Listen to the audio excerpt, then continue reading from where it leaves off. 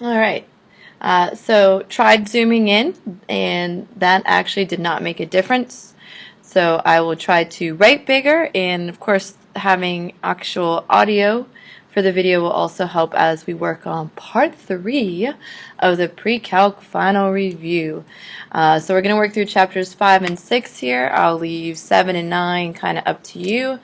Maybe make a couple pointers on those since we just finished with those sections. Alright, so starting with 5.1, 5.1 was everybody's favorite, working with the different exponents and exponent properties. So starting with simplifying these expressions, division, power to a power, all of that kind of stuff. So starting with the first one, I want to just talk a little bit about the fact that if we ever have a radical, I always work with the numbers in terms of the radicals.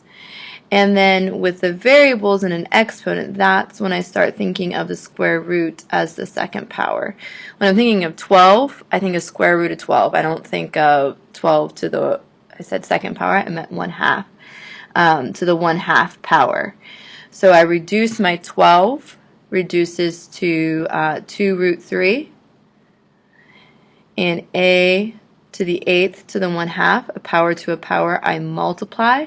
So that becomes a to the 4th, rearranging there to make it look a little nicer, and it becomes 2a to the 4th times the square root of 3.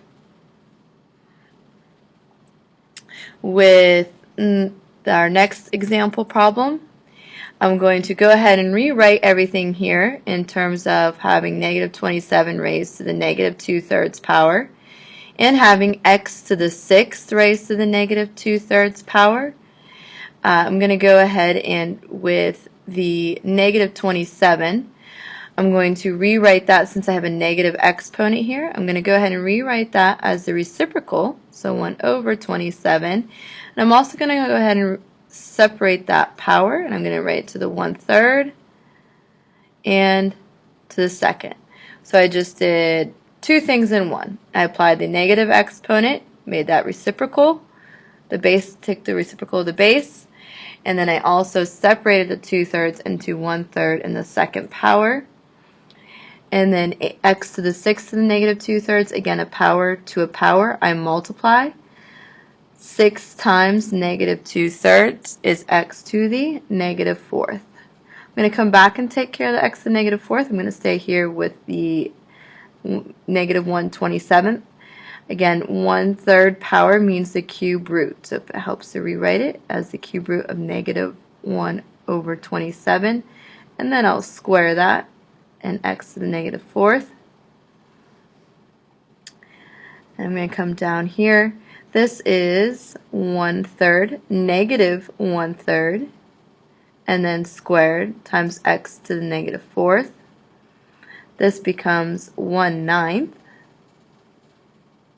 And x to the negative 4th means that this guy was hanging out in the numerator. I'm going to go ahead and make that an x to the positive 4th in the denominator. Typically we rewrite so we have positive exponents. 2x to the 5/3 all over 2x to the 1/3. So I'm going to rewrite this in terms of 2x to the 5/3, and I'm going to go ahead and raise everything in that parentheses, 2 to the 1/3 power and x to the 1/3 power. When we are dividing powers, we subtract. Again, going along with that, if we're multiplying powers, then we add. So for these guys, I'm going to subtract 5/3 minus 1/3, leaves me with an x to the 4/3. This I can think of as 2 to the 3/3 power.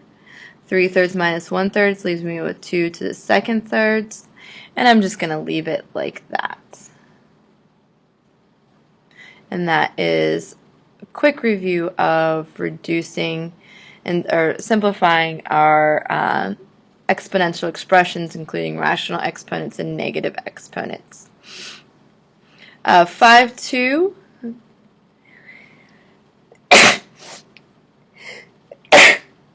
Excuse me, sorry. I'm going to keep on going. In 5.2, we talked about graphing exponential functions. So again, this rolls into the previous chapters when we talked chapter 3 when we talked about transformations. So I'm going to start with x and 2 to the x, making a small table of values for that. If x is -1, the y value is 1/2. If x is 0, the y value is 1. If x is 1, the y value is 2. And I'm going to go ahead and include if x is 2, the y value is 4. I know, again, this was the type of thing that everybody said they were having a hard time seeing. So if you need to, rewind it. That's why I'm saying them all out loud for you. I'm going to go ahead and my transformations. I have a horizontal reflection and a compression, by 1/2. I'm going to go ahead and use the table method. So that means that I'm going to take all my x values from here and multiply them by -1/2. And then I'll take all my y values and add 1. So I'll take -1 times -1/2 gives me a positive 1/2. 0 times -1/2 leaves me at 0. 1 times -1/2 will leave me at -1/2. And 2 times -1/2 leaves me at -1. And then I'll go ahead and I'll add 1 to all my y values. 1/2 plus 1 is 3/2. 1 plus 1 is 2. 2 plus 1 is 3. 4 plus 1 is 5. I'm going to go ahead and graph the parent. I have a horizontal asymptote. I'm just going to use a scale of 1s. 1, 2, 2, 1, 2, excuse me. Put it up there. 3, 2, 1, 2, 3, 4. I'm going to use a dotted line to show my parent function. And then my transformed function, I have a point at 1/2, 3/2, a little bit hard to graph because we're overlapping. 0, 1, 2, -1/2, 1, 2, 3, and -1, 5. -1, 1, 2, 3, 4, 5. This is a compressed graph. It also shifted up 1, so that meant that asymptote also shifted up 1. So this graph is going to look like this. Again, it reflects. It's a horizontal squeeze. And to shift up 1. Again, in class today, as I said, as we get to 5.3, talking about all the different types of formulas we had. Again, I will provide those formulas, including the half-life formula. That X should have been upstairs. And just in case you missed it, in class, I will post those questions that go along with it because I don't have them here on my other copy. Alright, so a half-life, the X inside here is referencing the amount of time. H is actually the half-life. So for this problem, 8.02 days is the H value. And since we're looking for how long it'll take for 80% of it to decay, so we're looking for time, so we're going to be solving for X. So we have P, the original amount, times 0.5 to the X, all raised to the 1 over 8.02. And we're looking for how long it'll take for 80% of it to decay. If 80% of it decays, that means 20% remains. So that means if this is the original amount, we're looking for when it'll be left with 20% of P. Sorry, that's a 0.20. So our P's will cancel and we'll have 0.20 is equal to 0.5 to the X, all raised to the 1 over 8.02. You should technically be able to solve this two ways. You need to be able to solve this graphically on the graphing calculator as well as by hand algebraically. we'll reference back to this later on for the algebraically. Graphically, we go to our graphing calculator. Y1 will be the left side, Y2 will be the right side of the equation. And then my window, I'm looking for when these two intersect. I'm looking at 1.2 intersects this graph. So for my window, my y values, I went from a y min of 0 to a y max of 1 because I'm only looking for when it crosses point 2. And then I went from 0 to 30. 8.02 days is the half-life. So we would continue that, so I don't have to go out too far, so that's why I went to an x max of 30. I hit graph, and then I can hit second calc intersect. That's the first curve, that's the second curve. It really doesn't matter if you move it towards a guess if we don't see more than one point of intersection on there. And we get that 18.622, 18.6218, so 18.262. So a sketch of a graph will be required. Y1 was 0.2. Y2 is 0.5 to the x to the 1 over 8.02. My window went from 0 to 30 and 0 to 1. And I found that point of intersection, and I got x is equal to 18.622, and in this case it's days. And we're going to come back and take a look at that one in a couple minutes, and we're going to actually solve that algebraically as well. Should be ready and able to do both things. Properties of logarithms, ooh, everybody's favorite. Log of v times w in the argument is not log of v times log of w. It's log of v plus log of w. Multiplication in 1 becomes addition of 2. Division in 1 is subtraction in 2. And then, of course, the one that's really important when we're solving, I can take this power out and make it x times the log of v. Some brief examples, or not brief, some examples when solving. I'm actually not going to go through the whole process of solving because I'll run out of room and I'll run out of time, but I'm going to start the setup. So in the first example here, I have to solve this exponential algebraically. Because there's a variable on both sides, these are the ones that are a little bit more complicated. So I'm going to go ahead and take the log of both sides or the natural log. It doesn't matter which one you do. You should get the same answer either way. We then will pull down that exponential, and we get 2x minus 1 times the log of 4 equals 1 minus x times the log of 5.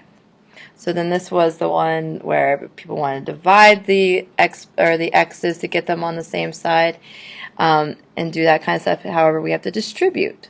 So to become 2x times the log of 4 minus log of 4 is equal to log of 5 minus x times the log of 5. You then are going to rearrange. I'm going to come over here so I'm not squeezing. We're going to rearrange so we get all the x's on one side, all the non-x's on the other. So it'll become 2x log of 4. I'll add the x log 5 over, so plus x times the log of 5. And that'll equal the log of 5 that was over there plus log of 4. That's definitely a squeeze. So that's log of 5 plus log of 4. We then factor out the x, and you're left with 2 times the log of 4. That was a 4. Plus log of 5 is equal to log 5 plus, and I'm running out of room again, log 4. You then divide. So it's x equals, and I actually am now doing this one more than I meant to, which might be why I'm running out of room. log of 5 plus log of 4 all over 2 times the log of 4 plus log of 5. And everybody wait for it. Beep, beep, boop, boop, boop. You then plug it in your calculator to get your final answer. And again, I went further with that one than I meant to. I wasn't going to go through all those steps. All right, our second exponential function that we're solving here, this is the type when we would use the substitution step. I can rewrite 9 to the x as 3 squared to the x, or that could become 3 to the x squared minus 4, 3 to the x plus 3 is equal to 0. I can rearrange these exponents because they're just being multiplied. We then would say let u equal 3 to the x. So it's u squared minus 4u plus 3 equals 0. You solve that quadratic by factoring and you'll get u equals 3 or u equals 1. You then have to pull back in this piece. So it's 3 to the x equals 3 or 3 to the x equals 1. So x equals 1 or x equals 0. And I'm going to now go this way with my logarithm. These two problems, because they are exponential, there's no restrictions on exponential functions, therefore there's no need to check for extraneous solutions on those. Of course you can check by plugging in, but it's not necessary. It is necessary when solving logarithms because you can't take the log of anything less than or anything less than or equal to 0. So we have to make sure none of our solutions give us one of those possible answers. So the first thing I'm going to do is rewrite this by pulling all my logarithms over to one side, and it becomes the log of x plus 2 minus log of x minus 1 is equal to 1. I'm going to use my log properties and rewrite the subtraction of two logarithms becomes division in 1. X plus 2 all over x minus 1 is equal to 1. And then I'm going to rewrite that guy with a base of 10. So it's 10 to the first is equal to x plus 2 all over x minus 1. We then can cross multiply and solve, and we should get there x equals 4/3. Again, that you have to check. You have to make sure if you plug in up here, you're not taking the log of a negative, or actually technically in the original. So 4/3 plus 2, we're okay. 4/3 minus 1, that is a positive, so we're okay. Again, it would be an extraneous solution if it caused you to be taking the log of 0 or a negative. In 5-6, again, we're solving exponential and logarithmic equations, so then we also went back and said, okay, now we can solve those word problems algebraically. So going back to the example from 5.3, we ended at 0.2 is equal to 0.5 to the x to the 1 over 8.02 power.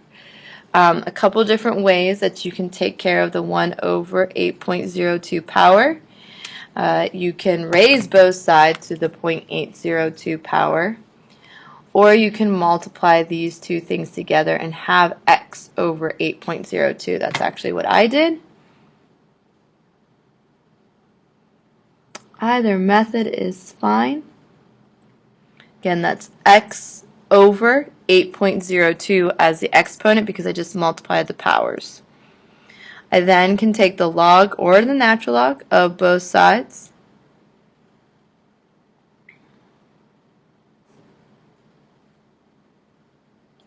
And then I can pull down that exponent. So it becomes the log of 0.2 is equal to x over 8.02 times the log of 0.5.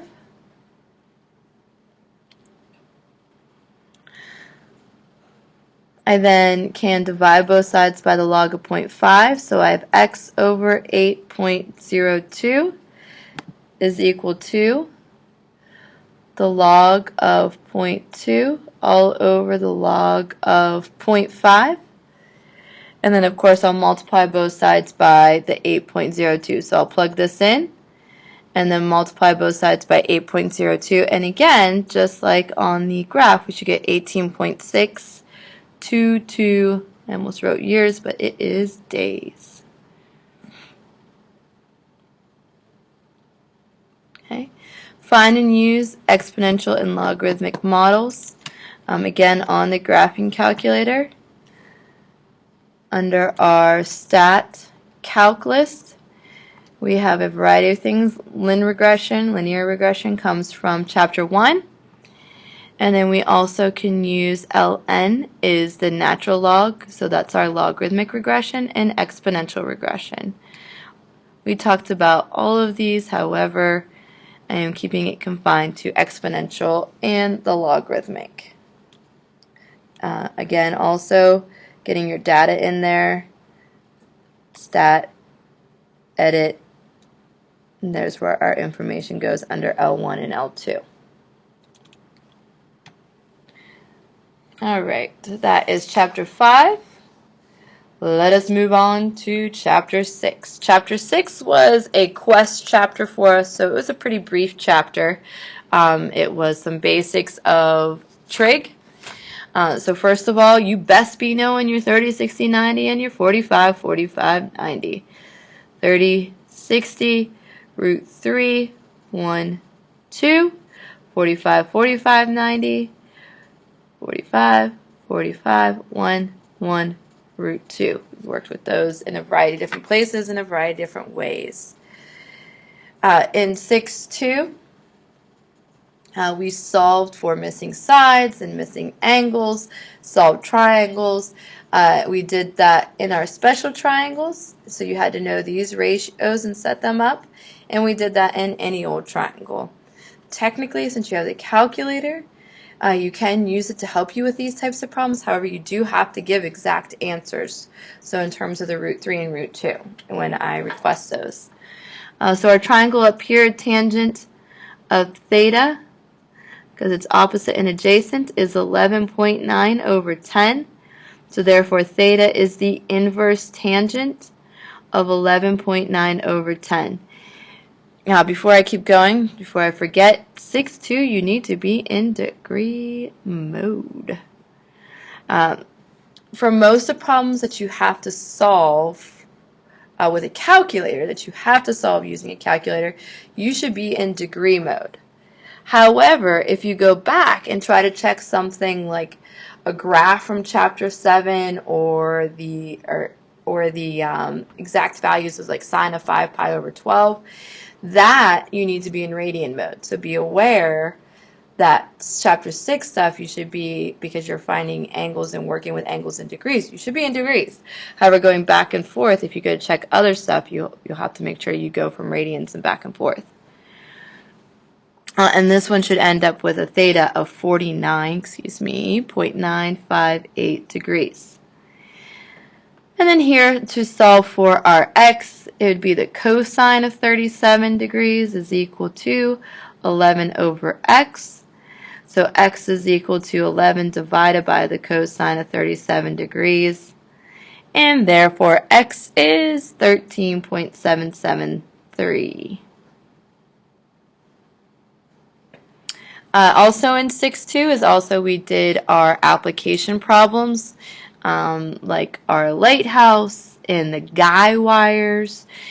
So one thing to make sure that you remember is that if we talk about an angle of elevation and an angle of depression, whoop, that's funny.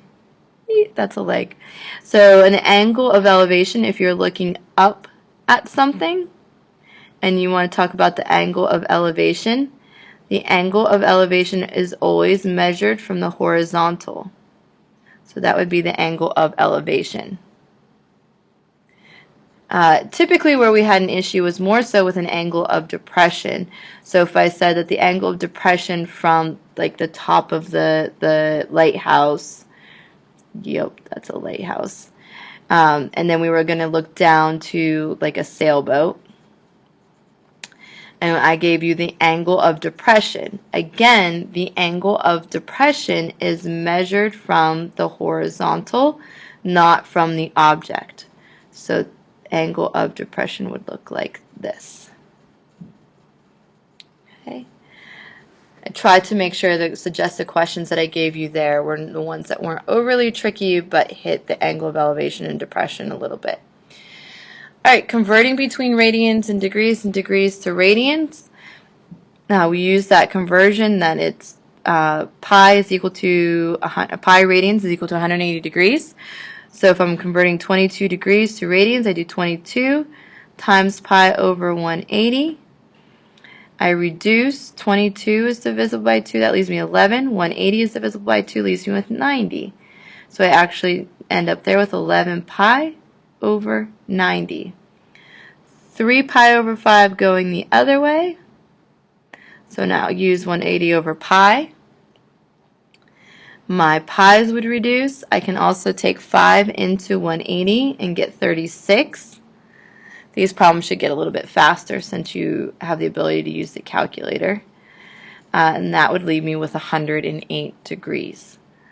So we should be able to go back and forth from those two different forms. 6.3, we also saw coterminal angles.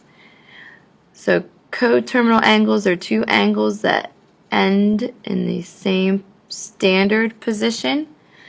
So that would mean, for example, 25 pi over 8. 25 pi over 8, when we go around once, that's 16 pi over 8. So I can take 25 pi over 8 minus 16 pi over 8, and that would leave me with 9 pi over 8. So where would 9 pi over 8 be if you had to draw it? Well, 9 pi, this would be 8 pi over 8 because it's pi. So here would be where 9 pi over 8 ends, which is also therefore where 25 pi over 8 ends. Which, down here, reference angle. So we just figured out that we're down here for 25 pi over 8, because again we would go around once for 16 pi over 8 and then end here. And then we're measuring always back to the x-axis.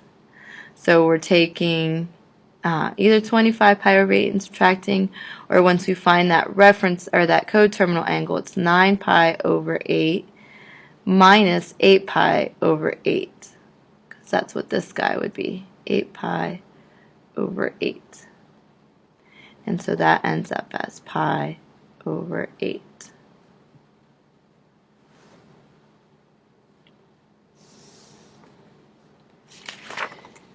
And last but not least, to take note of in 6.4 are a couple pointers to help you out when you're giving exact sine, cosine, and tangent values of our special angles. For example, like sine of pi, cosine of 5 pi over 4.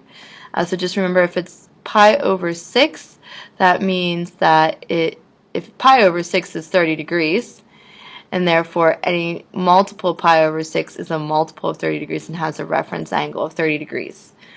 Pi over 3 is 60, and pi over 4 is 45.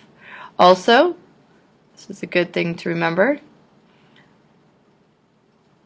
that quick reminder, Alvin, Simon, Theodore, chipmunks, to remember that everything, all trig functions are positive in the first quadrant, only sine is positive in the second, only tangent is positive in the third because it's a negative divided by a negative, and only cosine is positive in the fourth. Also, not that I use the big unit circle, but I do use the ones and zeros unit circle for pi over 2's and pi's. So this would be 1, 0. This is 0, 1. This is negative 1, 0. And this one is 0, negative 1. And of course, remember that as we look at those coordinates, the x value is related to the cosine, and y value is the sine. And if needed, tangent is sine divided by cosine. Okay. Again, I will post the questions that are missing from 6.4 and 5.3 for you to take a look at. Since I left those off the worksheet. I did give them in class, but I'll post them on Blackboard as well so you have them. Alright, I hope the video works a little bit better. I don't know if it'll be easier to see, but at least hopefully the audio will help you fill in anything you can't see. If not, I'm here tomorrow. See you then.